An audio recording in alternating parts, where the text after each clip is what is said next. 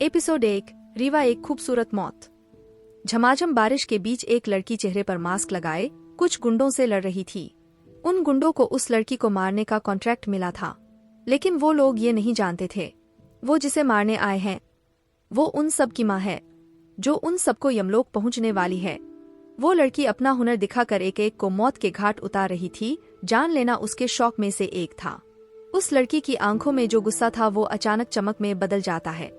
ऊपर से नीचे तक black colour skin tight outfit जो उसकी बॉडी को एक परफेक्ट सेक्सी लुक दे रहा था, और हाथों में एक लंबा चाकू जो उसके लुक को और भी ज्यादा किलर बना रहा था।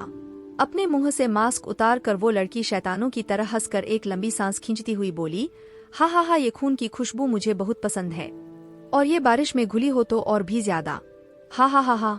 उस लड़की शक्ल देख सभी लोग डर से कांप जाते हैं। उन्हें अंदाजा हो जाता है उन्होंने को देखा वो पहली बार और आखिरी बार था। सामने बेहद खूबसूरत चेहरा उन्हें मुस्कुरा कर देख रहा था। उसके वैम्पायर टीथ उसे और भी ज्यादा कातिल बना रहे थे। खूबसूरत मौत यही है। किसको मारने का कॉन्ट्रैक्ट ले लिया हमने, भागो यहाँ से, ये सबको मार कर ही छोड़ेगी। एक आदमी दौड़ते हुए बोला, मौत हूँ मैं, एक एक को उसके घाट उतार दूंगी मैं, मौत हूँ वो भी खूबसूरत। गाती हुई वो लड़की एक गुंडे के बगल से दौड़ती हुई निकल गई। खूबसूरत मौत नाचती गई और एक एक आदमी जमीन पर लेटता गया और सब चढ़ गए खूबसूरत मौत की सूली पर। एक बेहद खूबसूरत लड़की आंखों में बेशुमार प्यार और चंचलता लिए व्हाइट मिनी फ्रॉक पहने हाथों में रोज का बुके लेकर आज अपने बरसों के प्यार शादी के लिए प्रपोज करने जा रही थी। ये खूबसूरत अप्सरा कहो या खूबसूरत ख्वाब, जो एक बार इसे देख ले अपना दिल ही हार जाए। होश आने में उस इंसान को बरसों लगे। ये थी रीवा। भूरी आंखें, ब्लैक कर्ली सिल्की बाल जो सिर्फ उसके कंधे से थोड़ा नीचे, लंबाई पूरी 6 फुट, गोरा रंग, चेहरे पर अपर मासूमियत और दिल शैतान का। रीवा एक बार खुद को आईने में देखकर बोली, यह क्या पहना दिया है तूने मुझे तो सिर्फ ब्लैक कलर अच्छा लगता है, और यह छोटे बच्चों वाले कपड़े तूने मुझे आज क्यों बनाए हैं? तुझे पता है ना, मैं आज सुशांत को प्रपोज करने जा रही हूँ। वो मुझे ऐसे देखेगा तो बेहोश ही हो जाएगा। चुप कर, 6 फुट की कुतुब मीनार जब देखो तब लड़कों की तरह बनकर फिरती रहती है। ना जाने तुझे भगवान ने लड़की बनाकर क्यों भेज दिया, जिसपे लड़के मरते भी ऐसे है जैसे तू दुनिया की आखिरी लड़की हो, और मुझे देख मेरे लिए जैसे भगवान लड़का बनाना ही भूल गया हो। एक 5 फुट की लड़की दिखाने में गोलू मोलू, जिसने बनी ड्रेस पहने अपनी कमर पर दोनों हाथ रखकर बोली, तेरे लिए भी भगवान ने बहुत खूबसूरत सा लड़का तैयार किया होगा। उसे बनाने में भगवान ने पूरा टाइम लिया होगा, इसलिए उसे धरती पर आने में टाइम लग गया मेरी खरगोश। बोलकर रीवा उसकी ड्रेस के दोनों कान पकड़कर ऊपर खींच देती है। हूँ, अपने भगवान जी को जल्दी से भेजे, मुझसे सब्र नहीं होता, मुझे भी किसका स्वाद लेना है। ही कैसा होता है, तेरी तरह नहीं 10 साल की लव लाइफ में सिर्फ हग, सुशांत जैसा है हैंडसम मुझे मिले, मैं तो उसे कच्चा ही खा जाऊं। छोटी रैबिट अपने दांत निकाल कर बोली, वो मेरे हर एग्जाम में पास है, इसलिए मैं उसे आज प्रपोज करके पहली किस देने वाली हूँ। रीवा खुश होकर बोली और जाने लगी। ओ लड़की जैसे दिखने वाले खूबसूरत मर्द, लड़की की तरह चल ले, कल रात इतनी ट्रेनिंग दी है, सब भूल गई क्या? धीरे धीरे कमर लचका के चल। छोटी रैबिट ने कहा, सॉरी, मैं भूल गई। बोलकर रीवा अपने दांत दिखा देती है। तुझे नहीं लगता तू और भी कुछ भूल रही है? रीवा छोटी रैबिट को कंफ्यूज होकर देखती है। तेरे हील्स कहाँ हैं? वो गाड़ी में है, होटल पहुंचकर ही पहन लूंगी। रीवा ने अपनी बात खत्म ही की थी। उसके मोबाइल पर एक मैसेज आता है जिसमें होटल रूम और होटल का नाम था। मुझे सर्किट ने सुशांत की लोकेशन भेज दी है, अब मैं चली उसे सरप्राइज देने। छोटी रैबिट उसे रोक कर बोली, याद रख तू लड़की है और तू अपने बॉयफ्रेंड को शादी के लिए प्रपोज करने जा रही है, तो वैसे ही बिहेव करना, समझी? और मेरे लिए सुशांत के दोस्त से सेटिंग भी करा देना ही। हाँ ठीक है। उसका दोस्त मान जाता है तो ठीक है, नहीं तो 2 कान के नीचे पड़ेंगे, एक सीधा तेरे पैरों में गिरेगा। बोलती हुई रीवा बाहर निकल जाता है। दूसरी तरफ एक अंधेरा कमरा, एक लड़का तेजी से अपने लैपटॉप पर उंगलियां चला रहा था। उसने खुद को ऊपर से नीचे तक कवर किया हुआ था, चेहरे पर मास्क लगा था जिसमें से उसकी हरी आंखें बाहर झांक रही थी। उसे किसी पौधे को तलाश थी जो उसकी स्किन की प्रॉब्लम को ठीक कर सकती है, लेकिन उस पौधे की जानकारी गूगल पर कहीं नहीं थी। वो लड़का टेबल पर कसकर हाथ मारता है और अपना सिर दोनों हाथों के ऊपर रख सुबकने लगता है।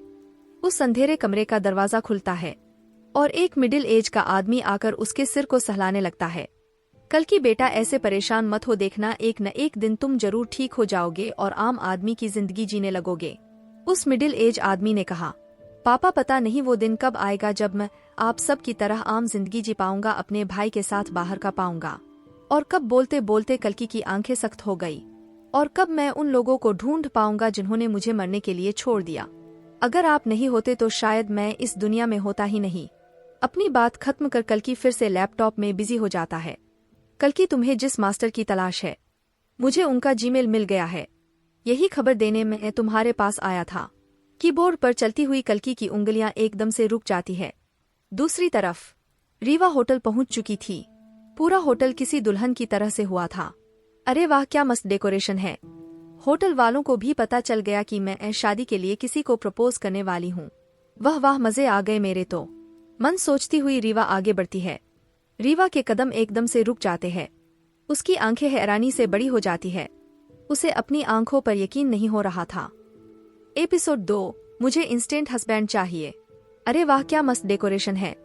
होटल वालों को भी पता चल गया कि मैं शादी के लिए किसी को प्रपोज करने वाली हूँ। वाह वाह, मजे आ गए मेरे तो। मन सोचती हुई रीवा आगे बढ़ती है। रीवा के कदम एकदम से रुक जाते हैं। उसकी आंखें हैरानी से बड़ी हो जाती है। उसे अपनी आंखों पर यकीन नहीं हो रहा था। अब आगे रीवा की आंखों के सामने बहुत ही खूबसूरत टू कपल एक दूसरे को रिंग पहना रहे थे, जिसमें लड़की 6 मंथ की प्रेग्नेंट दिख रही थी और लड़के की शक्ल अभी तक रीवा देख नहीं पाई थी क्योंकि उसकी पीठ रीवा की तरफ थी। रीवा रोज का बुके अपने गालों से लगाकर बोली, मेरी और सुशांत की ऐसे ही रिंग सेरेमनी होगी। तो सुशांत को अपनी गोद में ही उठा लूंगी। वो सब कुछ कितना प्यारा लग रहा है। थोड़ी देर का पॉज लेकर रीवा बोली, मुझे जल्दी सुशांत को प्रपोज कर देना चाहिए। मुझसे अब वेट नहीं हो रहा अपनी शादी का बूहू। सुशांत के रूम में जाने से पहले रीवा ने सोचा, उन नए नवेले कपल को मुझे कंग्रेचुलेशन बोलना चाहिए। लड़की कितनी क्यूट है मेरी तरह। रीवा उन कपल्स के पास जाकर अपने बुके से एक रोज निकलकर लड़की को देकर बोली, कंग्रेचुलेशन डियर। फिर एक और रोज निकाल कर रीवा लड़के को देकर कुछ बोलने ही वाली थी। लड़के की शक्ल देखकर रीवा को एक झटका लगता है। सामने सुशांत मुस्कुरा कर अपनी मंगेतर को ही देख रहा था। सुशांत, रीवा ने कहा।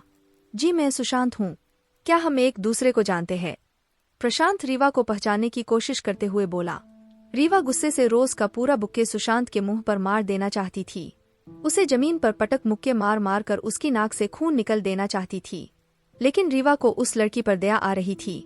यार कितनी इनोसेंट है, ऊपर से बेचारी प्रेग्नेंट भी है। इस सुशांत से तो मैं बाद में निपट लूंगी, सोचकर रीवा बोली, मैं रीवा हूँ, मिस्टर सुशांत।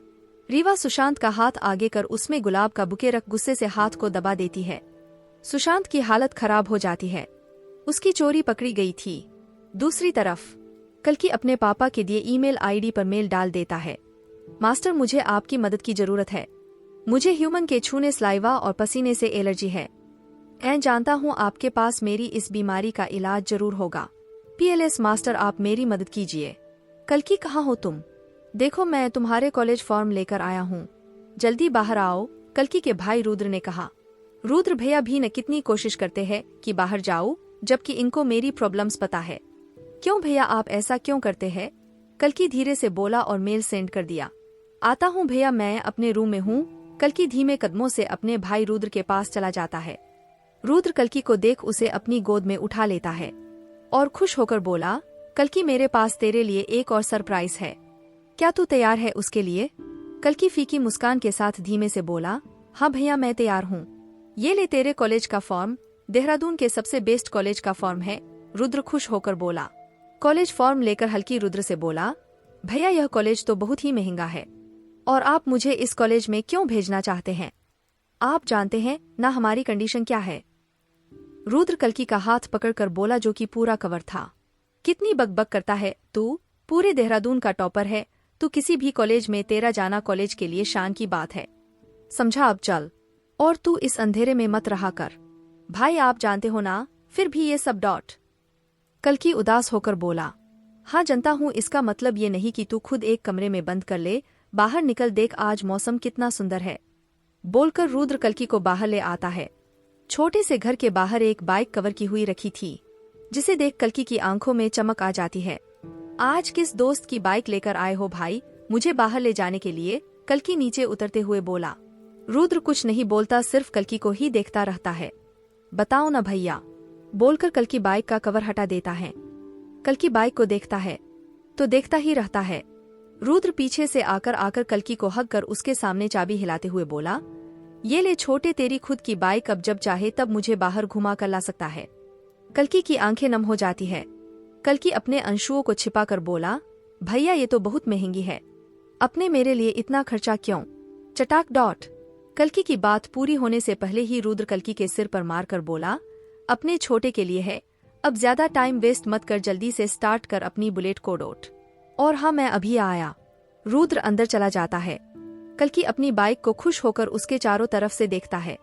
कल्कि अपने आंखों के अंशु पांच कर बोला, भैया आपने कभी भी मुझे पराया महसूस नहीं होने दिया, बस 1 साल और फिर आप और पापा को मैं किसी राजा की तरह रखूंगा, कभी कोई दुख नहीं आने दूंगा। टाड़ा। रुद्र एकदम से आकर बोला, भाई आप भी? कल्कि ने अपने मुंह पर हाथ रखकर कहा। रुद्र ने भी कल्कि की तरह कपड़े पहने हुए थे। हाँ भाई, मैं भी चले अब? रुद्र स्टाइल से बोला। कल्कि खुश होकर बाइक स्टार्ट करता है और दोनों निकल पड़ते हैं देहरादून की सड़कों पर। दूसरी तरफ रीवा का रो रो कर बुरा हाल था। रीवा एक रेस्टोरेंट में बैठी हुई कोल्ड ड्रिंक घूंट भरकर रैबिट से बोली, हाय मैं लुट गई, बर्बाद हो गई, मेरी गृहस्थी बसने से पहले उजड़ गई। रैबिट रीवा से बोली, अब हल्का लगा तुझे या कोई और डायलॉग बताऊं? इससे कोई फर्क नहीं पड़ा, कोई और है तो बता। रीवा नॉर्मल होकर बोली, अच्छा रुक गूगल पर सर्च करती हूँ, बोलकर रैबिट गूगल करने लगी। रीवा के फोन पर उसके पापा आदित्य मालिक का कॉल आता है। फोन पर पापा का नेम देख रीवा एकदम सीधी होकर बैठ जाती है। Hello dad. रीवा, अगर तुमने कल तक शादी नहीं की तो सारी प्रॉपर्टी ट्रस्ट में चली जाएगी, चॉइस तुम्हारी है, तुम्हें क्या करना है। क्या बात कर रहे हो पापा, अगर सारी ट्रस्ट में चली गई तो फिर आप क्या सड़क पर रहोगे? शट अप यू बेवकूफ लड़की, कल जब घर आओ तो अपने पति के साथ आना वरना तुम मेरा मरा मुंह देखोगी, बोलकर आदित्य जी गुस्से से फोन रख देते हैं। पापा। हेलो पापा, अभी चले गए क्या? अंकल ने फोन रख दिया है। अब ये देख। रीवा, देख क्या मस्त डायलॉग मिला है, उठा ले रे बाबा उठा ले, मेरे को नहीं इन दोनों को उठा ले। रैबिट अपने दांत निकाल कर बोली। रीवा रैबिट को चुप करवा कर बोली, मुझे इंस्टेंट हस्बैंड चाहिए, गूगल कर कहाँ मिलेगा, मेरे बाप ने तो वाट लगा दी मेरी। क्या तुझे पति चाहिए या नूडल जो गर्म पानी डाला और बन गया? रीवा अपना मुंह फाड़कर बोली। रीवा अपने घुटनों पर आकर अपने हाथ जोड़कर बोली, कुछ भी कर मुझे पति दिलवा दे, वो भी कल तक, मुझे किराए का पति भी चलेगा, बस वो पति होना चाहिए, कुछ भी कर पति लाकर दे मुझे। अबे पति चाहिए तुझे, कोई खिलौना कपड़े नहीं जो तुझे खरीद के और किराए पर लाकर दे दूं?